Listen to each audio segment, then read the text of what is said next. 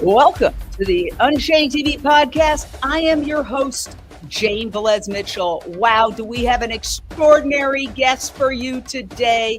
The amazing Leah Garcés, president of Mercy for Animals, and she is the author of this blockbuster, game-changing new book, Transfarmation, the movement to free us from factory farming. It's truly a game changer. Without further ado, let's go straight out to Leah Garcés herself. Leah, just tell us, in essence, why you wrote this book. What is your bottom line message? Yeah, I wrote this book because I wanted to tell stories about people and animals closest to factory farming and how they were finding a way out, to give us all hope that if they can find a way out, we can all find a way out of factory farming. Well, it's so extraordinary because I think it's the thing that our society needs more than anything else right now. And it's not just a book, it's a movement. And Mercy for Animals has taken a lot of action. You've actually sent us some video of what you've been up to. So let us show that video and then we will discuss it on the other side. 1, 2, 3.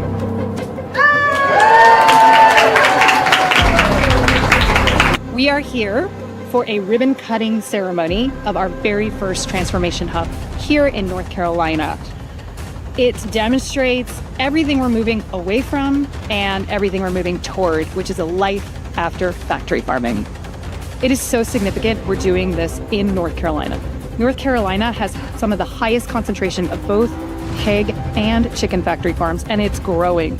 So we are right in the heart of it, showing that we are resisting factory farming and building a new, better way.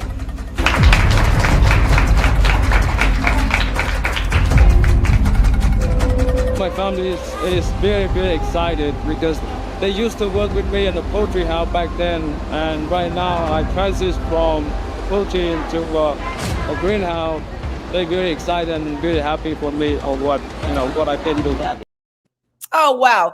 One of the big takeaways that I got watching this is that the chicken farmers are not the bad guys necessarily. They're also victims of industrialized animal agriculture. They are also trapped in this terrible system that leaves them in debt. Tell us about that and what happened with that particular farm. Yeah, Jane, it's the typical system is that there is a person living in some rural part of America and they want to maintain a way of life. They want to either stay on the land because their family has owned it for generations, or they want to raise a family there. And there's not a lot of employment. And so the chicken industry comes to town and they offer them a contract and they say, all you have to do is take out about $1 million or more from the bank to build structures, to build a factory farm. And we'll arrange that loan for you.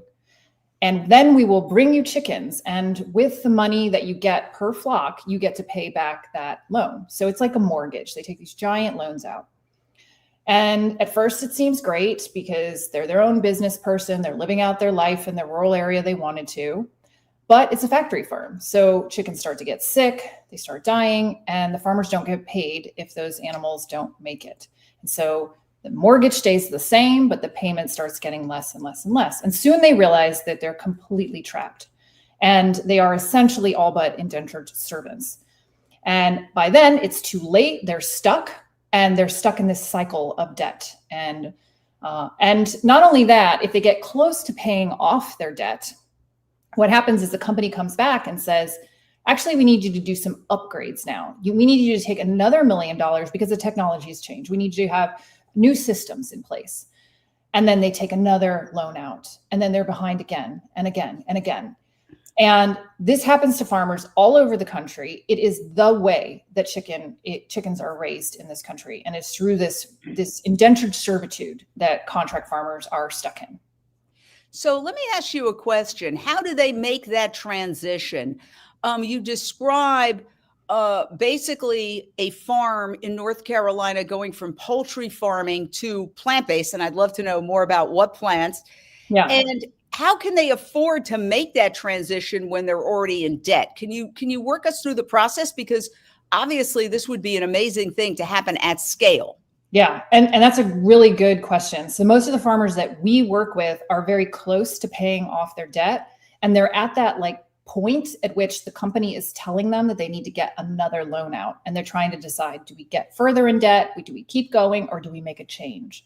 And so this, in one farmer in Texas, they said, no, we're not getting another loan out. We want to make a change now. And that's how they got in touch with us and made the transition to hemp in that case.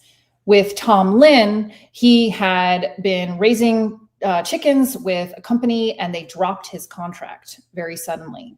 And he was looking for an alternative way to make ends meet. And that's how he got in touch with us. So in truth, if you add up all of the debt that poultry contract farmers have, it's about $5 billion. So we cannot solve this by like one by one. We are going to eventually need government intervention. We're going to need big changes at scale. Right now, we're just trying to do proof of concept. We're trying to show this is the roadmap. Farmers don't want to do it like this. If they're given an alternative, they will move away from industrial animal agriculture to specialty crops like mushrooms and microgreens, like you see in these videos.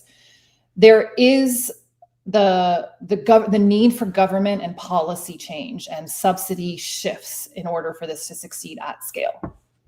Well, it's funny you should mention that because I was reading the New York Times today, and let me just show you, by the way, you're looking at footage of this transformed poultry warehouse that has now become this gorgeous and sustainable and peaceful greenhouse producing, I believe, microgreens. Yep, that's absolutely fantastic. Look how clean it is compared to what a poultry CAFO animal feeding. This is literally where they were raising chickens before, and we took the roof off. We put corrugated plastic kind of material in there, and we're now growing microgreens, which is, when we looked at the different products that farmers could make the most money on, specialty mushrooms was the highest profit margin, and microgreens are the second. And there's other things like strawberries and blueberries and tomatoes and zinnia and like flowers and a ton of other options. And the great thing about this too is, unlike chicken farming where you can only do chickens and that's it, and you have to do it the way the company tells you to do it, and you're not allowed to innovate or do anything better. In this case, you can change your mind. You can innovate as a farmer, as most farmers are very innovative, hardworking people. They're given that freedom, that true economic freedom that is denied in a factory farm setting. And Tina says he will make millions. I think we all hope she's right. Here's a question from one of our viewers. Do these reform farmers become ambassadors and assist with transitioning their animal farmer neighborhoods? That is such a great question. So part of Mercy for Animals Transfarmation project is to do exactly that. We're trying to get 8 to 10 farmers each year who become spokespeople in their communities. And they are really speaking about how to change, why to change, and even preventing future farmers from making the same mistakes they did in the past. And we have a program that farmers can move through where they even get media training. We want this to be a ripple effect where no one owns the idea. It's available to anyone. We make the blueprints available, the economic, the agriculture, spreadsheets available to any farmer who wants it. And it's all about getting the idea out there and creating that ripple effect so anyone can transition who wants to away from factory farming. So here's the book, Transfarmation, the movement to free us from factory farming. I am listening to it on Audible as I walk my dogs, and I'm enjoying every second of it, learning so much. So you can order it by just going to beacon.org, beacon.org/transfarmation. Not transformation, even though it's a transformation, it's transfarmation, a play on words. I urge everybody to get it, whether you get it Kindle or hard copy or Audible. Do it because it's a roadmap for saving our planet, saving our society, saving animals, saving our health. And to that end, I want to talk a little bit about, okay, the New York Times. This is the front page of the New York Times today. And I'm not talking partisan politics here. I'm talking about a $2.4 trillion debt, according to the nonpartisan budget office. And yet still, despite all this, the subsidies remain entrenched in these bills. What drives me crazy is that we could radically reduce healthcare costs and make people healthier and give taxpayers more of their money back if we stop subsidizing animal agriculture. You talk about this in your book, the subsidies to animal agriculture, how they affect consumer buying patterns. I don't call it capitalism. I call it corporate socialism, because so much money is going to prop up this industry, and it's our tax dollars going to prop up the industry. Can you break it down for us? Because you really talk about this very eloquently in your book. Yeah, I recently heard Ethan Brown from Beyond Burger put it so succinctly. He said, factory farming is held together by duct tape, subsidies, and antibiotics. And though, like, really, there are two pillars that allow for factory farming to persist. And one is subsidies and two is antibiotics. And in the case of subsidies, so much money is going to prop up this system. It's a fraction goes to nuts and berries. When you find it cheaper to buy chicken nuggets than blueberries, there is something really wrong with this system. And it wouldn't be, so one of our proposals is that we really need to shift these subsidies away from factory farming and towards transitioning farmers towards healthier food systems. And it wouldn't be the first time that we have done something like this. In the Reagan administration, there was a Tobacco Reform Act. And that was where, because there were health concerns, the administration said, we are no longer going to support tobacco farming. Before that, it was all supported by government subsidies, government support, government quotas. And the government said no more. And they did a buyout program. It was like a big program where farmers could opt out of tobacco farming and transition to something else. And they were given a certain period of time. And overnight, within 1 year or 2 years, half of the farmers, when they were offered this buyout, transitioned to something else. They got out of tobacco farming. So we have a real model for how we can move away. And we've done it before in history, where we can move away from factory farming. It only exists now because of the support that it receives through government subsidies. Right now, even through avian flu, we're supporting through purchasing of, when animals get sick, they're being reimbursed when these animals are killed, instead of getting to the root of the cause and saying, why are these animals sick in the first place? Because they're in filthy squalor conditions where disease spreads easily.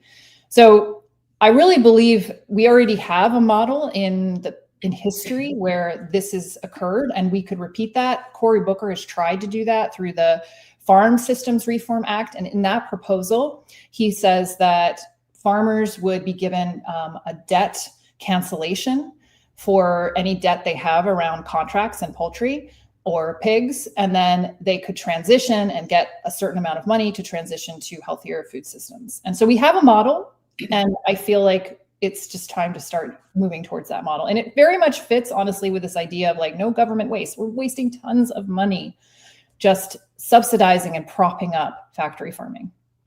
I mean, that's the thing. This is the era of let's cut. We had Doge trying to cut everything, and it obviously was very controversial. I'm not getting into that, but if you are going to cut and your idea is to cut, why not cut what is the most environmentally destructive industry, terrible for our health, just devastating in so many ways. And to that end, Mercy for Animals was featured recently here in Los Angeles. We had LA Climate Week. As part of that, we had the West Hollywood Food Day with Plant-Based Treaty and the city of West Hollywood discussing food systems. Mercy for Animals had a representative there, and she made some incredible points about the destructiveness of animal agriculture and how we have to address this as a society. Along with a delicious plant-based spread, speakers laid out why going plant-based is absolutely crucial. Animal agriculture is one of the leading causes of climate change and water and air pollution, but it is the single leading cause of deforestation, species extinction, biodiversity loss, ocean acidification, ocean dead zones, soil erosion. I mean, there are so many things that this industry contributes to. And I think that's a really great way to start relating to other people. Everyone cares about something, and we can tap into their passions to drive them to action. West Hollywood has now made history. All of their official city events are now plant-based by default. West Hollywood Mayor Chelsea Byers revealed that all she needed was a little push from advocacy groups. What it took for me was just hearing that this idea was out there. When Mercy for Animals started knocking on my inbox and asking me, as somebody who was situated as, in my bio, it said I cared about climate change. Our city was a city in our climate action plan that addressed factory farming and mass agriculture as a problem with climate change. So there was sort of all of this in a matrix that would line up and be like, yeah, that makes sense to go target them. But now what else makes sense?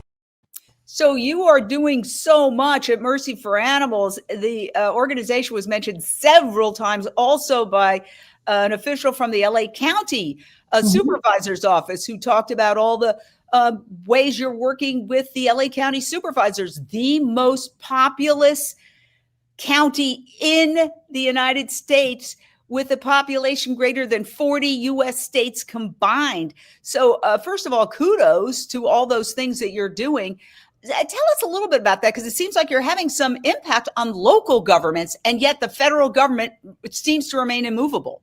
Yeah, I think the federal government is a really challenging place to make progress, but cities and states and counties are a wonderful place to make progress, especially cities.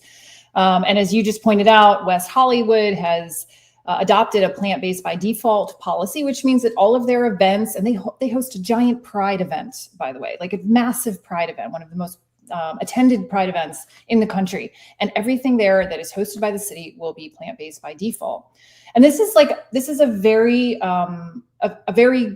good policy in terms of what we call nudge, don't judge, where you're inviting people to try plant-based without forcing it on them. So you're saying, we're not taking away your options. You can still add them if you want to, but our first offering will be plant-based. And there's been studies done that there was a study done where you compared a conference. In one conference, they offered the meat as the default, and you had to add the vegan option. And the other one, they had the vegan, and you had to add the meat as the default. And when they did that, there was an 80% reduction in meat consumption when you had the vegan by default policy, meaning most people are just going along with the flow. They're going with the flow. And very few, especially for one meal, are just going to add it on intentionally and choose to have it. They're willing to try things that are just put in front of them and that everyone is doing around them. So we're really capitalizing on that sort of psychological flow that people are in. And we're looking at counties and cities that could adopt a default policy. And really, most counties and cities have some kind of policy around reducing emissions. And what's become very, very clear is we are not going to reach our climate change goals, that goal of reducing, keeping the planet no hotter than 1.5 degrees Celsius, if we don't address food. And within food, if we don't address meat, dairy, and eggs. And Mercy for Animals sees this as a priority in terms of a way to tackle reducing suffering of animals and a way to tackle ending factory farming. Yes, and reducing the suffering of animals, obviously key, and we don't want to give you too much unpleasant footage. People don't want to see it, but yet that is the reality. There's no nice way to kill more than 80 billion animals, which is what we're doing in today's society. And sadly, let's just talk a little bit about the unfortunate stats. The meat consumption is still going up. You address this in your book, saying that from 2007 to 2014, meat consumption actually declined, and then it turned around and started climbing again. Yeah. Oh, what do you make of it? Yeah, and I remember, I don't know if you remember, Jane, that moment where we were like, we're winning, and it wasn't. We were not winning. What was happening was that other economic factors were, were causing some decision making. So meat prices went up. That was the big factor. So we had the recession, so in 2008, so people had less money to spend. And then we had corn prices just skyrocket. Corn is fed to chickens. Chicken prices went up as a result. And then there was also some disease outbreaks in pigs that caused further problems in terms of price. So basically, the cost of meat went up dramatically, and people had less money to spend. So that combination meant people started eating less meat. And we thought we were winning, but it turned out it was just economy putting into play. But that does give us a clue, I think, as to what we need to do. And what I think needs to happen is meat, dairy, and eggs needs to bear the true cost, which is why we need to get rid of the subsidies. We can't outsource the pain and suffering to vulnerable populations like workers, farmers, and animals. And if we had the true cost of meat, it would be probably 4 or 5 times what it costs. And that would automatically cause people to eat dramatically less as a result. I love the fact that you're focusing on poultry farms, although I know you're also going to include pig farms, hog farms, because chickens are by far, if you look at these stats, the #1 animal killed for food. And so if we actually just won on chickens, that would be extraordinary. And some of these chickens are killed for eggs. Male chicks are macerated. Now with bird flu causing egg prices to go up, you're seeing a skyrocketing consumption of plant-based eggs. We've interviewed Josh Tetrick, the founder of Just Eggs, and he's told us that his sales are shooting up. So there is an alternative. It's not a sacrifice. So let's get back to the chicken farm that you've transitioned and tell us, it seems like, wow, it's fantastic, but it's obviously a very in-depth process. What I've heard is that some of these chicken warehouses are so filled with toxicity and dirt that they can't be easily transitioned because they're just so filthy and so toxic. So what are some of the challenges? Yeah, certainly. I mean, we can't grow things right in the ground in these places because it's full of dust and ammonia and toxicity, as you mentioned. So that would be brought into the plants and then we couldn't sell those. So one of the most viable options is mushrooms. And Tom Lim in this clip that you're seeing here, he's actually growing mushrooms in a container. So, imagine like a cargo container, we put HVAC in it. We have the old shelves that used to be used for chicken, like barriers and dividers are being used. And so that's a contained environment that can be put anywhere. It could be put inside the greenhouse, or it could be put outside of the greenhouse. So that's a really viable option when the ground isn't safe. The other is what you're seeing in these clips, which is these raised beds. So putting in raised beds, but then you're using the warehouse as a greenhouse. So you reconstruct it. It's the same frame, but you're allowing light to come in and air to come in. So there's definitely challenges in using the equipment and sort of upcycling the equipment, but these farmers are so creative and they're so willing and innovative that we're coming up with all kinds of solutions. And this is just one option. This is sort of one way a farmer is doing it. We have another farmer in Iowa who's strictly doing mushrooms. And that's the Faubourg family. And they used to raise pigs for a company. We have others that they used to raise chickens and they're growing cherry tomatoes and zinnia, so the options are kind of unlimited depending on what they're motivated by and also what their local market looks like. So the one that's doing zinnia, and she's also doing peppers, like ghost peppers and tomatoes, she's got a partnership with a local caterer who will just take everything and anything she has that is fresh. So she grows this stuff, she brings it to the caterer. He does like weddings and events and things like that. So it kind of depends on the local market too. But what it does allow for is a lot of economic freedom, a lot of innovativeness from the farmer, and really building that local economy. I wish that every single member of Congress were forced to read your book. Is there any way you can deliver it at least to every single congressional office and give it to them? I'd be happy to start a Kickstarter to make that happen. You know what? That's not a bad idea, Jane. I like that idea. I might circle back with you and bring the book to Congress. I love that idea. Absolutely. I mean, it would be also great from a social media perspective to show you delivering the books and then follow up and say, have you read the book? Because there's solutions there. they say there's no way to convince somebody of a solution that's going to cost them money. But truly, I think what's happening right now with such a focus on saving money, it can be, I would call, politically neutral. This is not a left or a right even issue. It's a question of a waste of taxpayer money, which is a bipartisan concern. Yeah. And I think that there's a way to bypass, the partisan political divide and just say, this is a complete waste of money.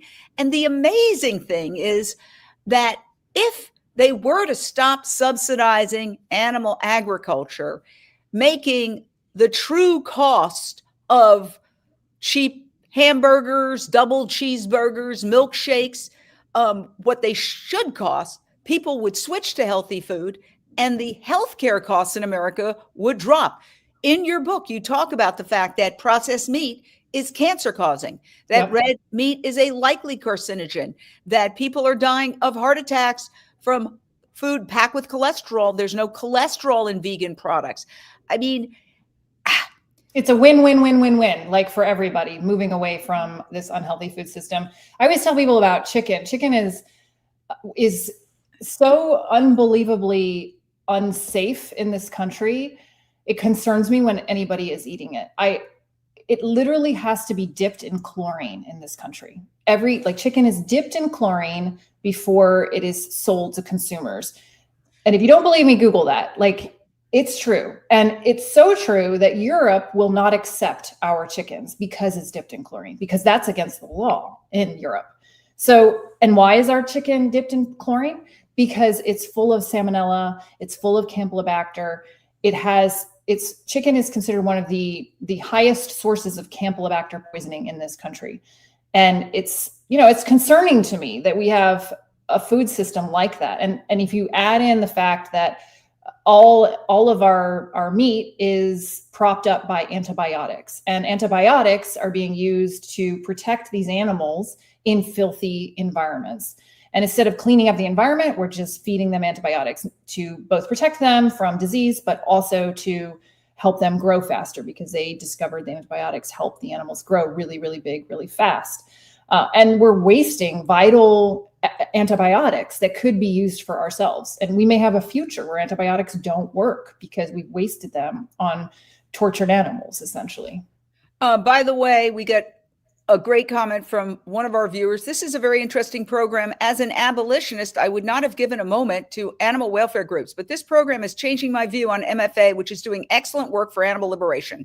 Well, there you go. Thank you. I appreciate that. Yeah. And I will say, I'm an abolitionist and I'm a pragmatist. So I both think about, and the kind of way I look at it, the analogy I often use is, imagine that you're a prisoner in death row and you're in horrible conditions. Would you want somebody advocating both for making your conditions less horrible while also advocating for you to end your death sentence? Or would you just want them to end your death sentence? You would want both, I think. And I think that's what the animals want. They want us to both be abolitionists and reduce their suffering right now, whatever we can do right now. And I do both. I do both, thinking of food. I don't want a single animal to suffer for that. And I think of the pragmatic steps to get there, which is increasing the cost and making it, internalizing the cost so that people eat less and move us in the right direction. I think we need both of those approaches.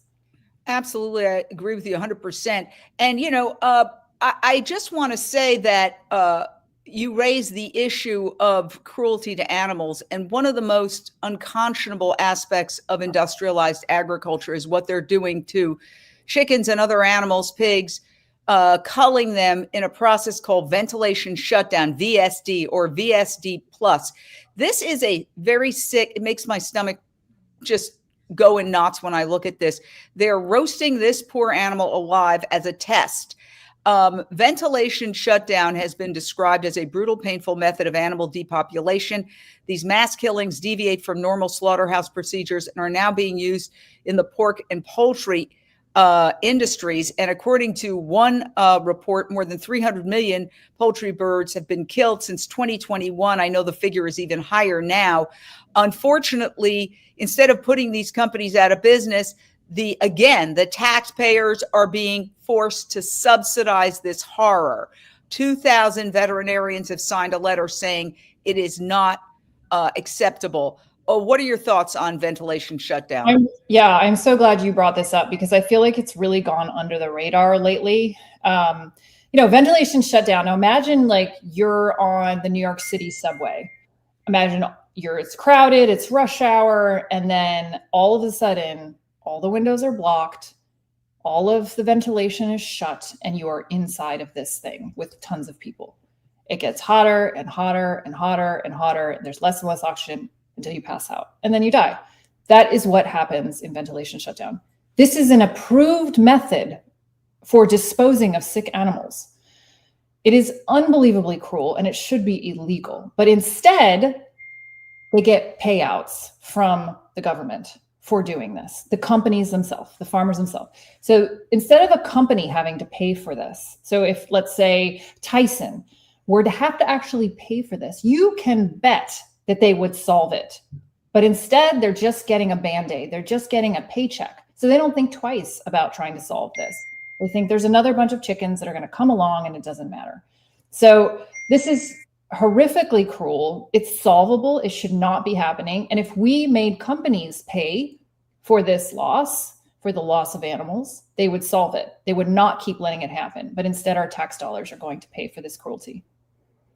So, I mean, where does that leave? It seems to me, as we're discussing this, and again, you got to get this book because it's filled with hope. What I like about the book is, honestly, I deal with so much depressing content that sometimes I go, I can't handle it. I just cannot watch another video of animals being tortured. But this book gives us hope. And just in the title, it says the movement to free us from factory farming. And first of all, how can people, the first thing you can do is get the book. I'm listening to it on Audible, which is my preferred way of listening to books, consuming books these days, because I have 2 dogs that I walk long distances every day, and I listen to probably 3 books a week. But you can go to beacon.org/transfarmation, and you can get this however you like to read books, Kindle, listen to them, hard copy, whatever, but get it. So now that people have it, how can they be part of the solution? Obviously, we need governments to change. We need individual farmers to change. We need the big ag monoliths to change. But how about the average person? Yeah, I really believe in the individual's ability to change things. I think individual action creates collective action. Collective action puts pressure on markets, and market pressure puts pressure on the companies and the governments that we're trying to change. So your choices really matter, whether it's eating one forkful different or one plate different, one meal different, a week different, or changing your whole diet. That helps. Every time you make a different choice in your diet, it's reducing suffering, and it's helping to support farmers and a food system that is more humane, sustainable, and moving in the right direction away from factory farming. And Jane, I also feel sad and pessimistic sometimes, and I needed to write this book to show that there is hope. I went into the field and I interviewed dozens and dozens of people who are fighting factory farming right where it is, right next to factory farm, whether it be community members who are living next to factory farm, farmers, even workers in the slaughterhouses, and even animals. There's a whole section on animals who have escaped factory farms and found places and sanctuaries. So in my mind, if they can do it, if these people who are in animals, these beings, every being who is right in the system can escape it and can fight against it and build a new way, so can each and every one of us. So I have to say, I'm not just saying this because I thought of it, but I love the idea of you taking this book and going from office to office in Congress, and also it'd be fun.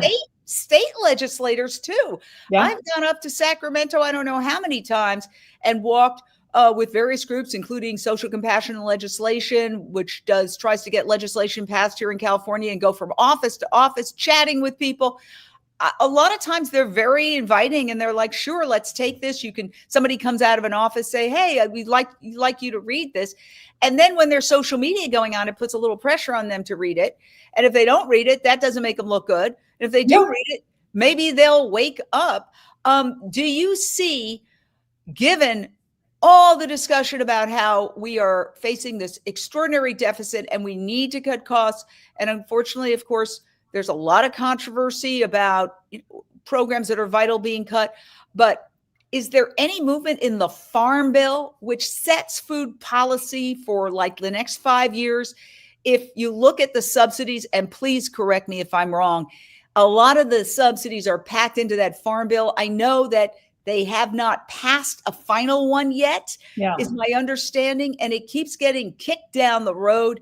Is there any effort to get into that Farm Bill and get rid of some of those subsidies that are literally destroying the health of Americans, accelerating climate change, creating the budget crisis?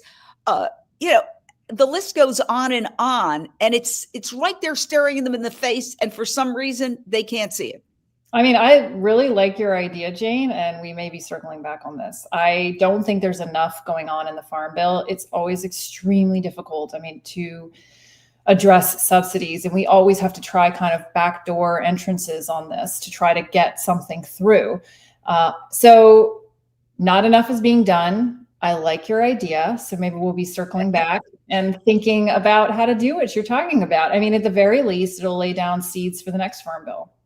Yeah, and Tina Walker's like, put them in libraries as well as schools, college, universities.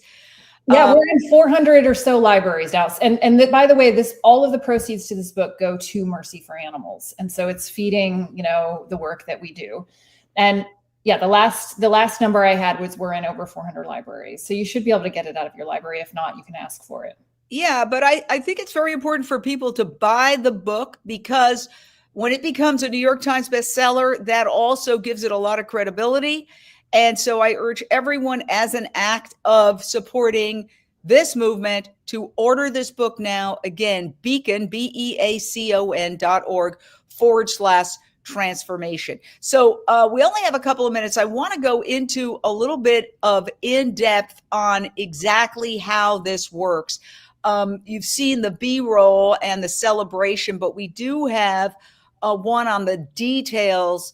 Let's break it down, because a lot of people are still wondering whether it's mushrooms or, how do you decide what product to grow in place of animals? Hi, my name is Palomi Joshi. I'm the Demonstration Hub Project Manager with the Transformation Project Mercy for Animals. So on Tomlin's farm, he was producing 100,000 chickens, probably monthly. And what we have done is taken that and shifted that operation to something more sustainable and plant-based and achievable for farmers like Tomlin. We have our irrigation systems that you'll see the pipes coming into the raised bed. Well, anything we could repurpose, we did, but the plumbing and irrigation is all new. Also, just because the design of it is different for the plants. Along the wall, just so you're aware, this is a cool wall. And if we actually walk towards it, you'll see it has an AC type of feel, but it helps with the fans, which pulls this cool air across the greenhouse. But it's basically a cardboard structure with water going through it, and we're doing a little bit of physics to get this cool air across. I'm assuming this is newer, right? But this is new. A similar thing for the chickens, right? So That's it's the same right. idea, but it's for a greenhouse. That's Correct. Cool. That is right. Probably in about 2 to 3 weeks is the turnaround time for these seeds before they're transplanted into their respective growing systems. Yeah. This is so cool. Yeah, we're doing some fun ones for the buckets.